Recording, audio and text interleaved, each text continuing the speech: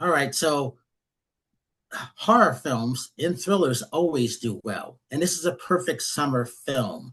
And since I grew up on the East Coast, I knew about this, which is always interesting when someone makes something on something that happened in real life, because no one ever knows what happens to the village, what happens to a town, what happens to a person when they disappear.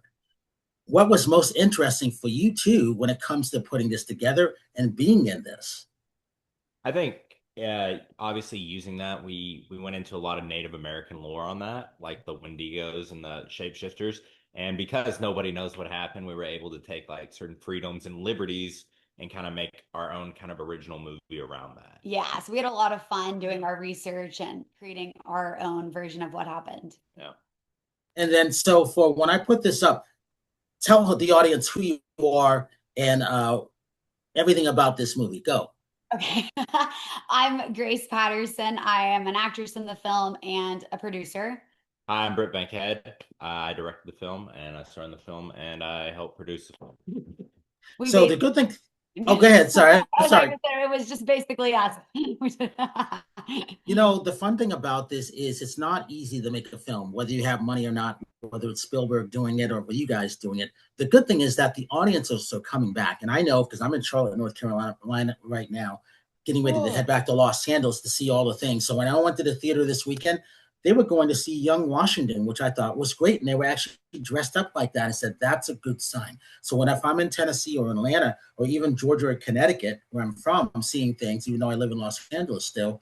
It's good to see people going back because for years I've been saying film festivals were dead, and they are, and that people weren't going to the movies, but they've been going to horror movies and they've been going to faith and family movies, haven't they? Yes. So this is good for you guys. Talk about that.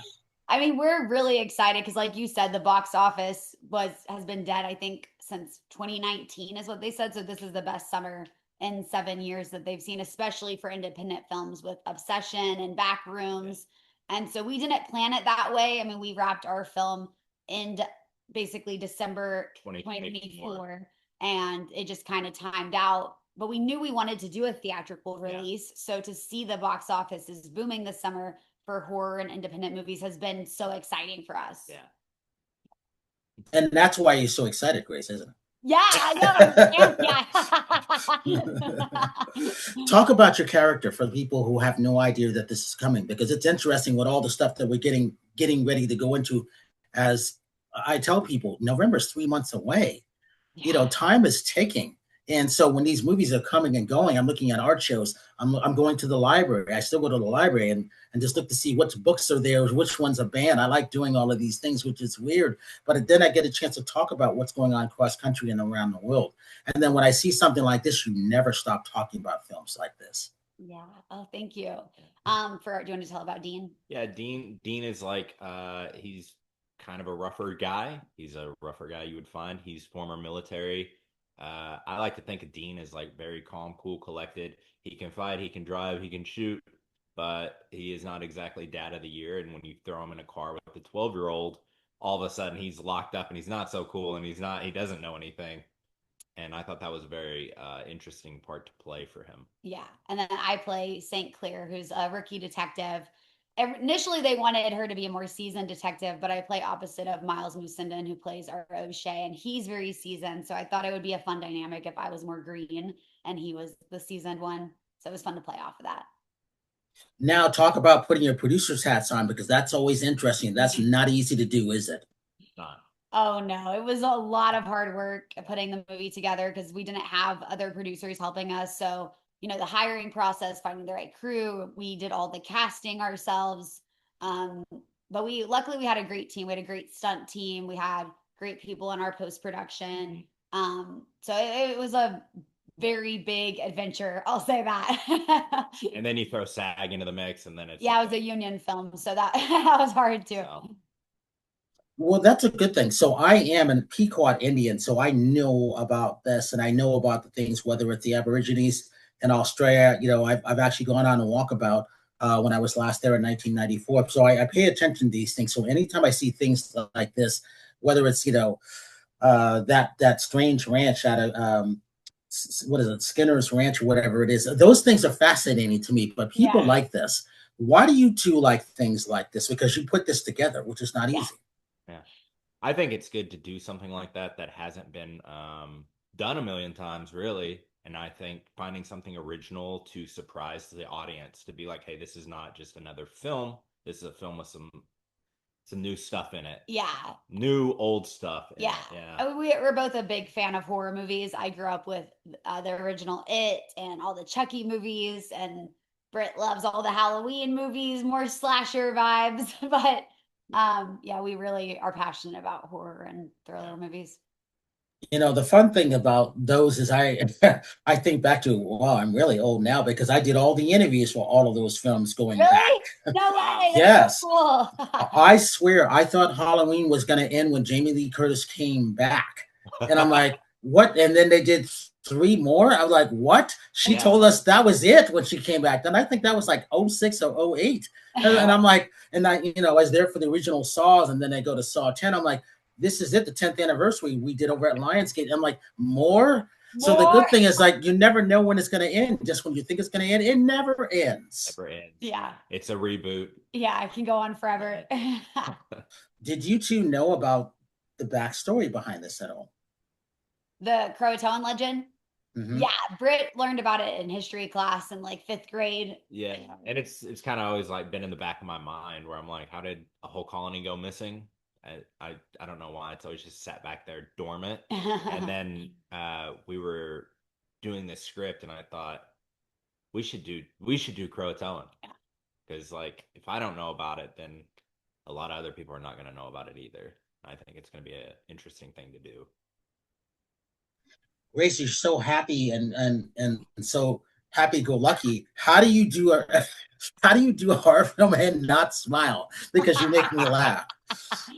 I'm not really one of those actors that is, oh, I need to be in character. I've done a lot of horror movies, and I think I freak people out because I'll be sobbing and screaming, then it'll be cut, and then I'm ha ha ha. And so I think people are like, man, she's weird. No, that's being weird. That's called having fun, isn't it? It is fun, yeah. Both of you talk about today's with AI and things like that. How do you guys as actors and also as producers deal with what's here already? Yeah, I mean, I think we did everything practical in our film. We did use one CGI. The creature is CGI, but I mean, I'm a writer as well, so I think authentic storytelling, there's just AI can't capture the human emotion, so it's really important to tell human stories and not clutter everything up with AI because it just has no depth. That, and I mean, like, just the creature, for instance, we went back and forth. Our artist John, he worked on the original Tremors doing creature design. So we went back and forth for like a year, trying to figure out what this thing's gonna look like. Is it walk on 4 legs? Is it walk on 2? It was constant back and forth to come up with that, and I don't know if anything could be that original out of AI. It would just be like slop. Well, I like how you put it like that, because that means you went for creativity. Yeah. And that's great at that point. What do you hope the audience gets out of seeing this film? We hope that they do their own deep dive on the CROATOAN legend and message us what they think and their theories. Yeah. But we hope people really enjoy it, and it brings back all the CROATOAN lovers. And yeah. When you think of Comic-Con coming up, I'm not going this year. I've had enough. It's one of these things where I'm doing different things, and I only have so much in my schedule when I'm crisscrossing in the country and things. But when I'm keeping in theaters, I'm like, I hated reserved seats, but I liked it because it could tell me who's seeing what cross country, and I love that. And I'm able to report in real time on things like that. When you guys go to the movies to see pieces of work, what are you looking at that may scare you but may entertain you? Because we're finding out a younger audience is coming to the theaters again, which is great. Yes. Because we need that, because they weren't there. Where that older audience, that Black audience, that Latino audience was always there. And when COVID shut it down, which I saw coming in 2018, it was one of these things where they weren't ready to go back. And it's still sparse, but you see little sections, as you were mentioning, Backroom and Obsession. You know, and I'm looking at the other things that I'm doing interviews for. I'm hoping people go like the Furious and things like that, and then seeing Michael. These things are great, and that makes me happy because when I go to the theaters cross country, I'm actually hoping people are going, and I'm seeing them start to go. Yeah. I mean, there's nothing more exciting than being in a theater and hearing people, gasp at this or laugh at that. It's just such a fun experience all around. And I think the younger generation likes, what do they call it? Gen Z. They like more fast paced, probably jump scares. I know that was a lot of stuff we heard is within the first 10 minutes, you need to hook the Gen Zers because their attention span's a little shorter. Yeah. Well, and that is true. They have the attention span of a gnat. And it is one of those things where it is that bad. I know because I have to talk to them all the time. And I was like, we didn't get millions of views by not paying attention to what you guys were doing. We were in it for the long run, not the short run. What do you guys have coming up? A lot of fun stuff. We have a military project that we're developing. Then we just did another series where we produced and we both starred in as well. So a lot of things always. See, that makes me happy because that means it doesn't matter what's going on. You guys are just going full throttle. And I like that because that's what you have to do in today's world. What's your advice to today's actors and those actors who are probably starting to do what you guys are doing? Because there's not really a guideline anymore, is there? There's not. Go with your gut. Yeah. Go with your gut. If you feel it, go do it. So yeah, I think just don't give up and make sure that you're training, especially if you're pursuing acting. Stay in class.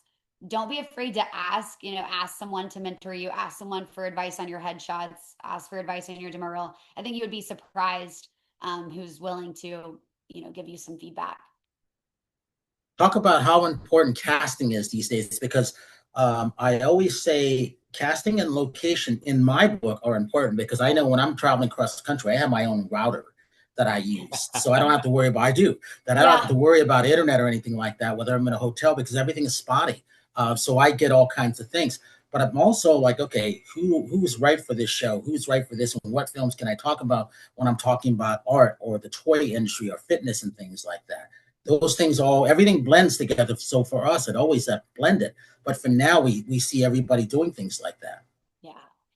I always spend a lot of time on casting. Yeah. I love casting. That's one of my favorite parts because especially when you wrote the script or you're a writer, creator of something, I love to see people bring your character and who's going to bring it the best and most original way. Yeah. So, I mean, casting's everything. Yeah. A bad cast can ruin your film, and we were really blessed to have a really amazing cast. So we were really excited about who we got for the project. Last two questions. Give your social media links, each of you, so people can reach out and fans can follow you for one. Yeah. And then talk about, did you guys see yourselves being where you are right now? So to follow us, you can follow us on Bankhead Productions. My personal Instagram is Patterson. Mine's Britt Bankhead. And I don't know if you ever really think that far into it. I think that, or at least for me personally, I just love filmmaking and acting so much that I started when I was 9 making home movies on my parents' land. So I just can't imagine a world in which I'm not doing it. Yeah. What about you? No, I don't think I envisioned myself here. COVID kind of like threw everybody for a loop. Yeah. And when everything was shut down and nobody was doing anything, I just kind of picked up a camera and started doing some things. Yeah. So, well, and the reason why I ask those questions because when I'm in Tennessee, I'm always talking to a lot of my actor friends, in Knoxville and Nashville because that's always busier. And then when I'm in Vegas, I'm talking to the same thing. Me, you couldn't pay me to act. It's just not going to happen. I find it boring. No, I mean, you would have to kill me off. I'd be one of the black guys you kill off in like the first 60 seconds, and then I would be happy.